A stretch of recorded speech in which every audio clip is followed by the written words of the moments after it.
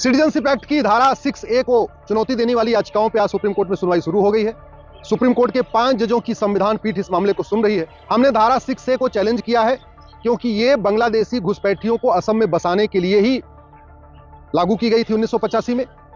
राजीव गांधी की सरकार ने 1985 में सिटीजनशिप एक्ट में बदलाव किया, धारा 6A जोड़ दिया और उसका मुख्य उद्देश्य था कि जो असम में बांग्लादेशी घुसपैठिए आ गए हैं उन सबको नागरिकता दे दिया जाए। इस धारा का दुष्परिणाम यह है, सेक्शन 6A का दुष्परिणाम यह है कि असम के 14 लोकसभा सीटों में से 6 लोकसभा सीटों की डेमोग्राफी बदल चुकी है, यानी 1/3 से ज्यादा लोकसभा सीटों की डेमोग्राफी बदल चुकी है। असम में कुल 35 जिले हैं, 35 जिलों में से 12 जिलों की डेमोग्राफी पूरी तरीके से बदल गई है, यानी 1/3 से ज्यादा जिलों की डेमोग्राफी बदल चुकी है। असम में कुल 126 विधानसभा की सीटें हैं, जिसमें से 42 विधानसभा सीटों की डेमोग्राफी बदल चुकी है, यानी डिस्ट्रिक्ट वाइज 6 जिलों की डिस्ट्रिक्ट वाइज जो है 12 जिलों की डेमोग्राफी बदल गई है असम की। लोकसभा के हिसाब से 6 लोकसभा सीटों की डेमोग्राफी बदल चुकी है और विधानसभा के हिसाब से 42 विधानसभा सीटों की डेमोग्राफी बदल चुकी है, यानी 1/3 असम हमारे हाथ से निकल चुका है।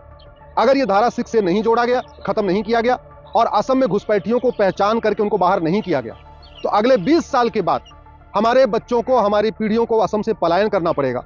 असम और बंगाल की एक ही सिचुएशन हो गई है। यह सेक्शन 6 से पूरी तरीके से संविधान की धज्जियां उड़ाता है।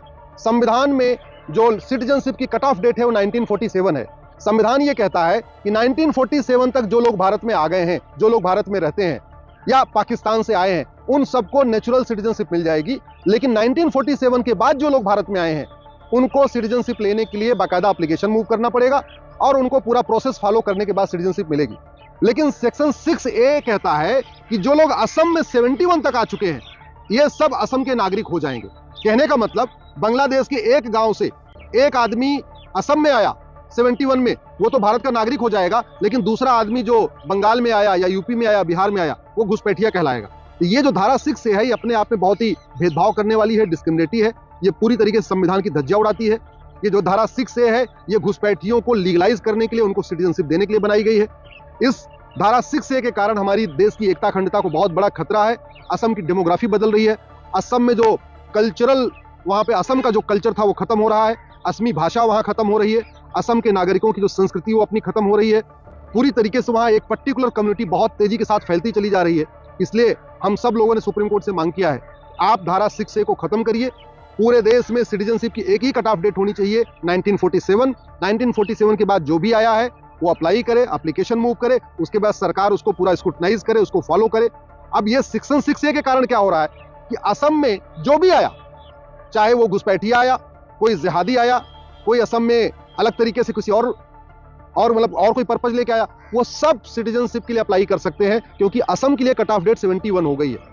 पूरे देश के लिए सिटीजनशिप की कट ऑफ डेट 1947 है, 1947 है, लेकिन असम के लिए सिटीजनशिप की जो कट ऑफ डेट है वो 1971 है। और ये महापाप किया था राजीव गांधी की सरकार ने 1985 में, जब उन्होंने सेक्शन 6A को बदला था। सुप्रीम कोर्ट से हमने ये भी कहा है कि जो संविधान की भावना है, फ्रेटर्निटी, यूनिटी, नेशनल इंटीग्रेशन, ये सेक्शन 6A के कारण हमारी फ्रेटर्निटी जो है, हमारी जो यूनिटी है, हमारा जो नेशनल इंटीग्रेशन है, इसको बहुत बड़ा खतरा है। जब चूंकि 1/3 जिलों की डेमोग्राफी बदल गई है, 35 जिलों में से 12 जिलों की डेमोग्राफी बदल चुकी है, 1/3 लोकसभा सीटों की डेमोग्राफी बदल चुकी है, 14 लोकसभा में से 6 लोकसभा की डेमोग्राफी बदल चुकी है और 1/3 विधानसभा की डेमोग्राफी बदल चुकी है, 126 विधानसभा में से 42 विधानसभा की डेमोग्राफी बदल चुकी है। अगर इसको तत्काल सेक्शन 6A को खत्म नहीं किया गया और असम से घुसपैठियों को बाहर नहीं किया गया, तो 15 से 20 साल के बाद असम में जो सरकार बनेगी वो घुसपैठियों की सरकार बनेगी, वो बांग्लादेशियों की सरकार बनेगी। उनकी जनसंख्या जिस तेजी के साथ बढ़ रही है, जिस तरीके से वहां पॉपुलेशन एक्सप्लोजन हो रहा है, जिस तरीके से वहां मदरसे बनते चले जा रहे हैं असम में, जिस तरीके से असम में अवैध मज़ारें बनती जा रही हैं, अवैध वहां पे मस्जिदें बनती जा रही हैं, जिस तरीके से असम में अवैध रूप से धर्मांतरण का खेल शुरू हो गया है, और जिसके कारण असम के लोग वहां से भाग रहे हैं, असम के लोग पलायन कर रहे हैं बहुत तेजी के साथ, उन 12 जिलों से बहुत तेजी के साथ पलायन कर रहे हैं, और धीरे धीरे जो और भी जिले हैं उनसे भी पलायन शुरू हो गया है। इसको रोकने का एक ही तरीका है कि सेक्शन 6A को खत्म किया जाए। माननीय सुप्रीम कोर्ट ने इस पे और भी अपनी तरफ से कहा है कि आपके पास और क्या क्या डॉक्यूमेंट है। लॉ कमीशन की रिपोर्ट सुप्रीम कोर्ट के सामने रख दी गई है, ब्रह्मा कमेटी की रिपोर्ट भी सुप्रीम कोर्ट के सामने रख दी गई है।